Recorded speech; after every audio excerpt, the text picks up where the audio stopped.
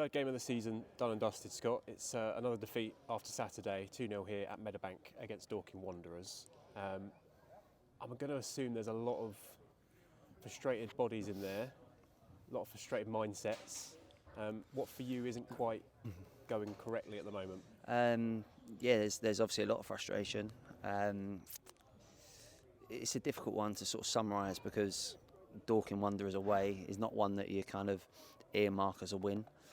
We came here last year and we kind of surrendered. We sat off them, we let them have the ball and we lost 3-1.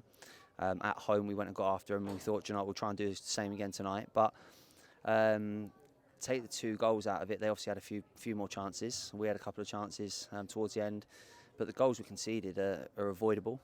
That's papering over the cracks a little bit because they did have other chances. They'll be disappointed not to score. But those are the 2 goals that have gone in. The one long ball that I don't know if there's confusion between Peter and Adam, and then a set piece, a free header at the back post, which you just can't legislate for. But I'm always hopeful in every game that we go into. But I think that was probably a step too far for us tonight. People might question why we picked the same team, and the reason why I picked the same team is because I was so pleased with the Tunbridge game, and I kind of let the boys off the hook for Saturday. I thought, you know what, I can kind of excuse it. It's a new group, it's a young group, and I thought I'm going to give them a second chance to put things right. And yeah, listen, did they do it? They gave it a go, but it's just moments in games that have obviously cost us, and going 2-0 or 1-0 down after 2 minutes was not the ideal start. It's like you said, it's still a new sort of side that we've built here.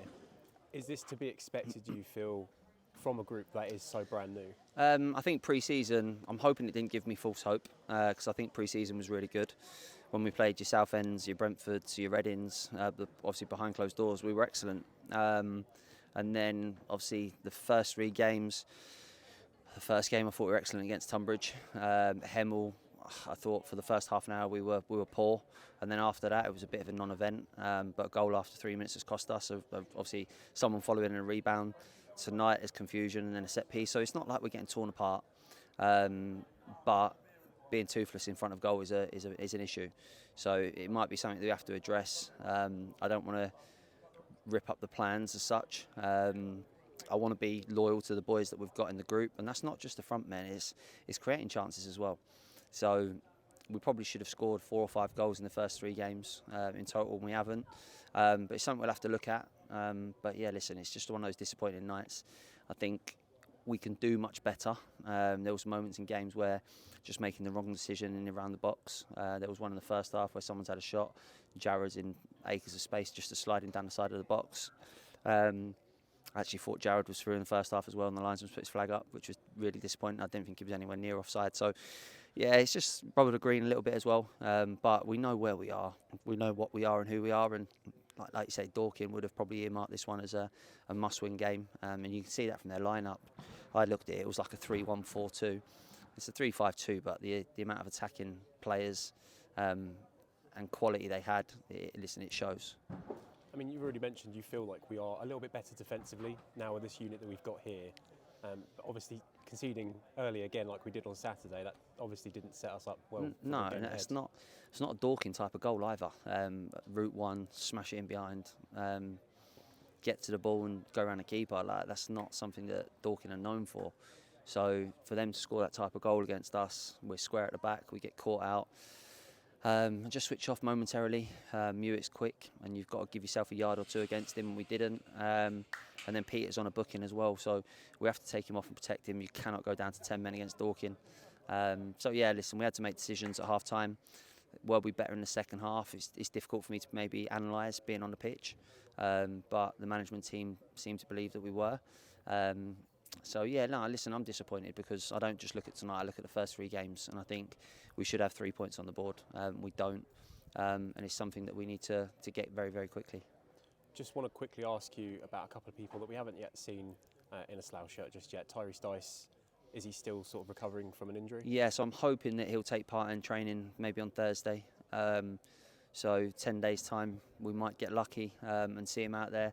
Listen, Ty is an unbelievable player. I think when we had him in his first stint, I think he was a fan's favourite. They loved him. It'd be good to have him back because then it allows us to go and play with wing backs as well. So it gives us another option. Peter's done really well there, and then obviously Victor as well. I'm sure you'll ask me about. So Victor's got one more game to serve, so he'll be back available for Monday, and he'll bring us another threat, another dimension. But do you know what? It is what it is at the moment. It's hugely disappointing. Our fans, I thought, were absolutely superb. We went over there at the end and listen, they're jumping around and singing songs, and you just feel bad because you want to give them something to go home with. But listen, there's 43 games left. What's that? 129 points. There's a lot of points to play for.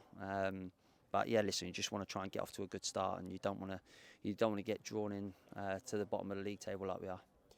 Unfortunately, it doesn't quite get easier. Ebbsfleet United at home on Saturday. They've made an excellent start. 3 wins for them and no goals conceded so far. It's a big test, isn't it? Yeah, the whole league's a big test. Like, I'm not going to go into detail or anything like that, but it's tough. Of course it is.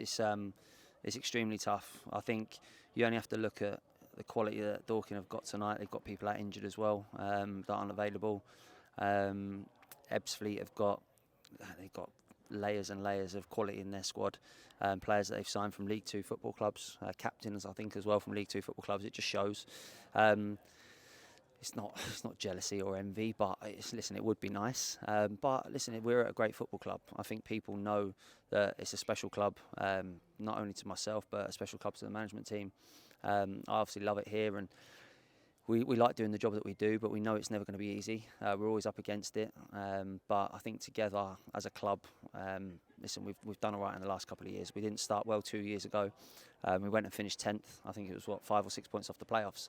I'm not saying that we're going to go and do that because it'd be stupid of me to say so, but listen, we started on like a train on fire last year, and then the year before we didn't. So listen, it's going to be ups and downs. It's probably difficult to do an interview right now because you do feel the pressure straight away, but listen, that's for me to deal with. I'll obviously take the pressure off the boys. I want them to go out there on Saturday and play with freedom. Last time Ebbsfleet came to town, no one expected us to beat them, and probably one of the best performances we've ever put in. So we'll have to find a formula to give us the best possible chance of doing that. And listen, at home, I fancy us against anyone. So I'm actually looking forward to Saturday in the strangest of ways. Already I'm looking forward to it. So I hope the boys are as well. There were some stern words in there, some honest words, and it wasn't even from me and Yella. It was from the actual players themselves. We let them talk for 5 or 6 minutes, and I've seen emotion in there that I've not seen for years. So that shows me that the boys care. And it was, it was a pleasure to see. It made my life easy because I didn't have to say too much. Well, commiserations, Scott, and we'll look forward to hopefully seeing what we can produce, and hopefully we can see the first 3 points of the season on Saturday at home against Ebbsfleet. Cheers, Con. Thank you.